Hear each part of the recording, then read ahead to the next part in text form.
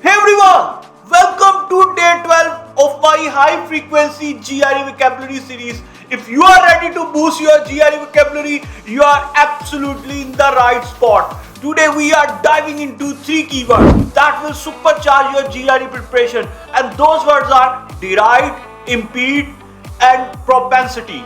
I'll break down each word, explore its meaning, then show you how it's used in sentences, then apply all 3 keywords in a short passage that represents a real life scenario so that you will remember them deeply for life. So stay with me until the end to fully master these words.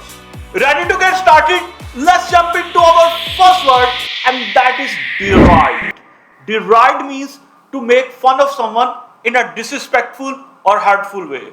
For instance, his ideas were derided by the group, but he stayed confident. Or he was derided by his classmates because of his speaking accent.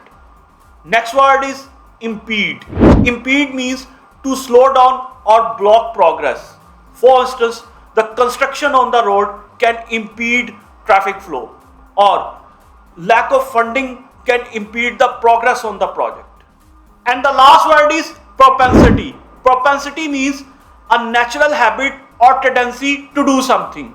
For instance, he has a strong propensity to help everyone, or she has a propensity to read books every night. That's all for the words and their sentences. For the short passage, please visit the link in the description box where you can download it.